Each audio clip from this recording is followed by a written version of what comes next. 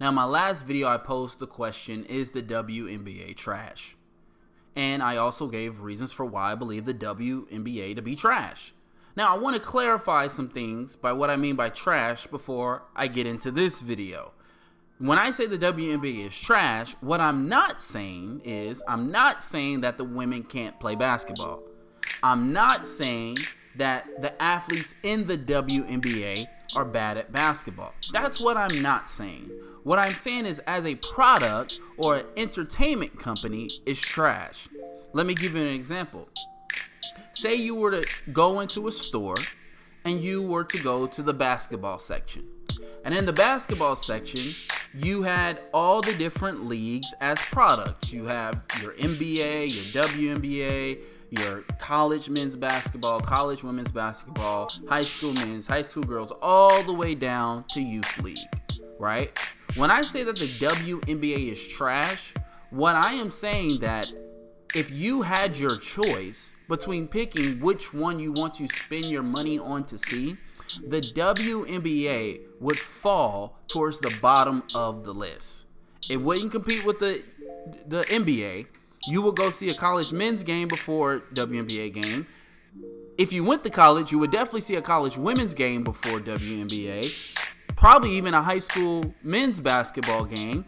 And maybe even a high school women's basketball game. I'm not sure where it will fall, but what I do know, to be a professional branded sports league and to fall at the bottom of all leagues in basketball, I think is trash. So it has nothing to do with the players. It just has to do with the overall company, the overall brand of the WNBA. It's trash and it needs some work. So in this video, I'll be offering solutions for what the WNBA can do to improve its product. But first, I want to start with a story you may have heard of. In January 2018, Terry Miller and Andrea Yearwood took first and second place in the Connecticut State Championship for track and field in both the 100 and 200 meter dash. Not a big deal, right? Except that both Terry and Andrea are both transgender athletes, which means they were born as biological males but now identify as female. Parents concerned about an unfair advantage started a petition to get the state law to change, which says that students are allowed to participate in the sport of the gender that they identify with and not necessarily that they were biologically determined at birth. Connecticut isn't the only state with such laws. Also Texas, California, Oregon, and many other states have similar laws. Now, what does that have to do with the WNBA being trash? I'll come back to that in a sec, but let's talk about what the WNBA can do to improve their league.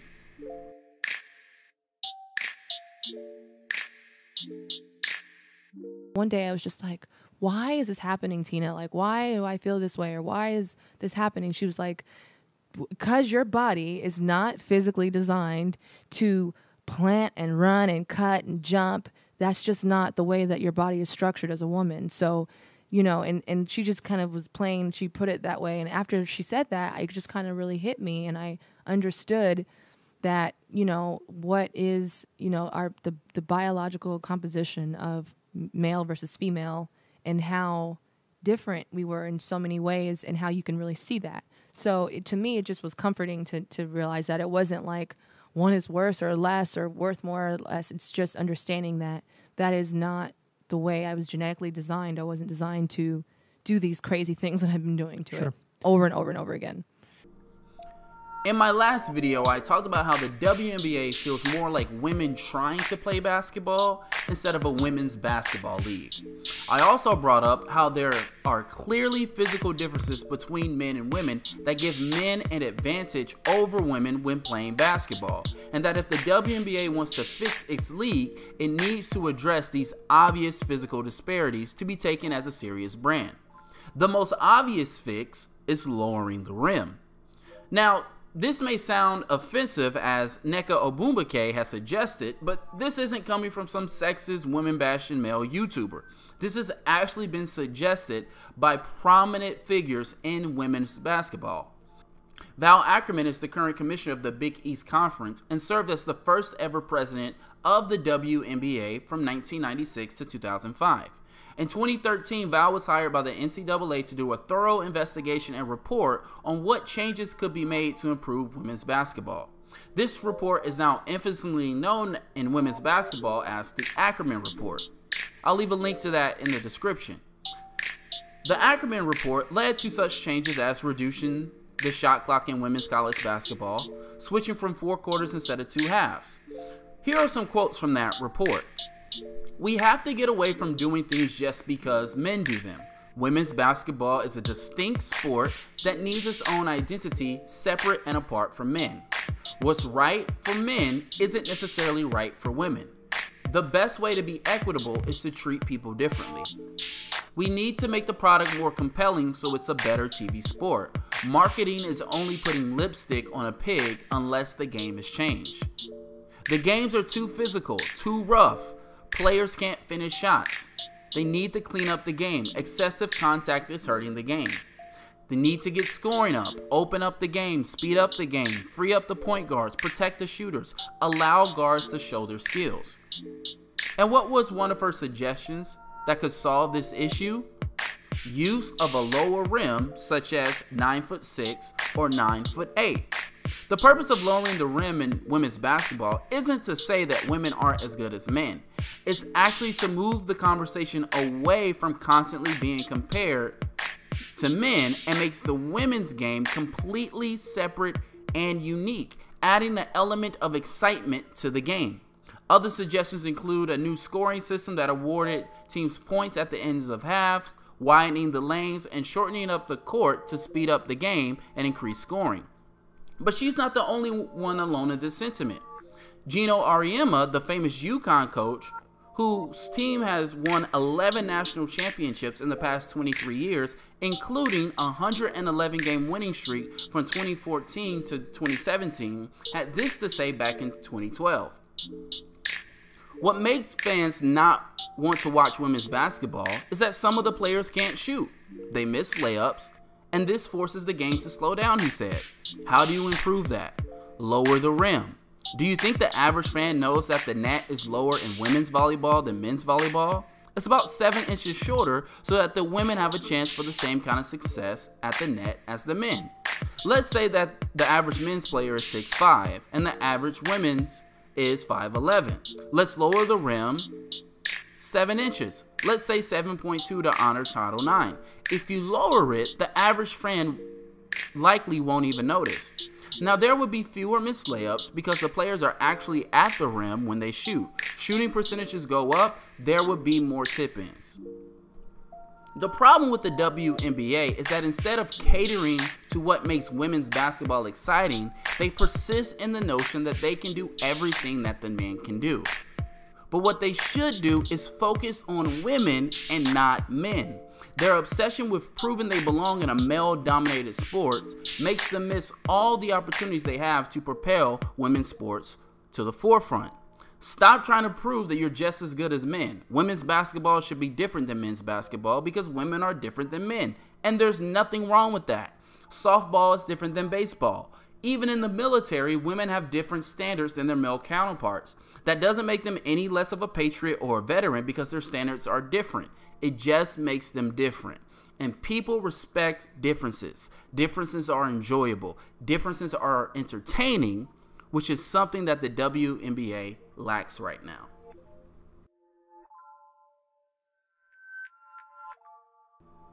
It's no secret that women's sports are not reported as much as men's sports are. And WNBA players would like you to believe that they do not have a product problem, which they do, but rather they have a marketing problem. And I agree, but for very different reasons. The WNBA players believe that if more money was poured into promoting the players and the teams, that this will somehow lead to more attendance and more revenue. But that doesn't solve the root of the issue. According to Forbes, 40% of all athletes are female, but only 10% of all sports media content created is created by women. The problem has nothing to do with more marketing dollars. It has to do with a marketing disparity. Now, it's true that men tend to be more into sports than women, but there are some workarounds. While the WNBA can't make women go into sports journalism, Although coming up with a scholarship for women majoring in journalism would be a great idea, they can invest in all the current female content creators out there on social media. Why hasn't the WNBA worked with makeup tutorial channels on YouTube, or fitness influencers on Instagram, or any other women who have large followings on social media outlets? A lot of people spend a lot of time on their phones, especially young women. The WNBA needs to come up with an aggressive social media advertising campaign where they strive to get their players and teams in front of a female audience. That might mean paying the top 100 makeup channels to put the WNBA players in their next video, or having a fitness guru do a specialized workout with a WNBA player on Instagram, going on daytime television shows like The View, The Real, Ellen, Oprah, etc. to get in front of more females instead of strictly promoting to basketball fans. Because right now they're trying to siphon off fans from the NBA, and that just hasn't been working. And yes, I know that these are stereotypical girl stuff, and the WNBA is trying to fight the stigma of the stereotypical girl, which is why the average female is not interested in the WNBA. If you're actively trying to define yourself as not the average female, then the average female won't want to have anything to do with you.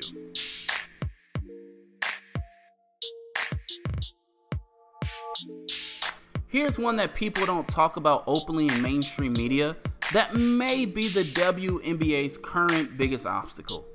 Female basketball players have a stigma of being lesbian or more masculine than other women, and the WNBA continues to play right into that identity. Now, some, like myself, believe that the main reason why the WNBA continues their marriage with the LGBT community is because they're unable to widen their fan base. And prior to 2014, when they went full out WNBA pride, they had been criticized by the LGBT community for not acknowledging them as fans. But the reality is, the only way for the WNBA to grow their fan base is to upset their current fan base. The WNBA has been at the forefront of the LGBT community's fight for inclusion in all areas of life, not just sports. The problem is that it sends a confusing message to the market. As I said in my last video, is the WNBA a movement or a sports league? And let's just use logic for a second. It will be hard for what is perceived to be a predominantly homosexual brand to succeed in a predominantly heterosexual culture. Not because people hate gay people or lesbians, they just can't relate. As a heterosexual married man who attends WNBA games, I have no problem with anyone being gay, straight, or whatever. It's just awkward. Like, did I come to see a basketball game or to be bombarded with LGBT propaganda? And if I didn't love basketball so much, I could definitely see why another person just wouldn't be interested. Again, the problem isn't that people are gay or that the WNBA supports people who are gay. The problem is that this is one of the main marketing tools of the WNBA, which is stupid in every business way possible. If you're trying to sell me women's basketball, why are you promoting LGBT pride as a main marketing agenda? What does being gay have to do with playing basketball? Nothing. The only thing it does is potentially alienate you from an entire side of the market. This is why most sports businesses stay out of politics. Fans watch sports to get away from politics. It's supposed to be entertainment, not political. So if we're looking at their actions, they're trying to sell a non-exciting brand of basketball through marketing LGBT pride propaganda. Again, it's not that I don't support gay people, it's that it adds nothing of value to the game of basketball. And now they're about to have a real issue on their hands with their biggest fan base. Remember the story I shared about the two transgender athletes that competed and won the state championship? Well, now what does the WNBA do when a transgender athlete wants to play in the WNBA? Currently, the WNBA has no rules that prohibits transgender females from playing in this league, which from a pure business perspective and even a women's rights perspective makes no sense. Look, the trans community is still divided on the topic of whether athletes should be required to play with their biological sex. Some trans advocates say that you should be able to play with the sex you identify as, and some trans advocates say that you should have to play with your biological sex. All this would further do is shrink the audience of the WNBA, and less people would take the WNBA seriously. if that's even possible. The WNBA is in a bind because the only way to grow their fan base is upsetting their current one. I think the solution is obvious, but no one will say it because everyone's afraid of offending someone. But until the WNBA breaks its stigma of being a league for lesbians, it will always have a limited audience. Which leads me to my last and final and most important solution for the WNBA. The WNBA has had 4 presidents in 22 years, and at the time of making this video, the position is currently vacant.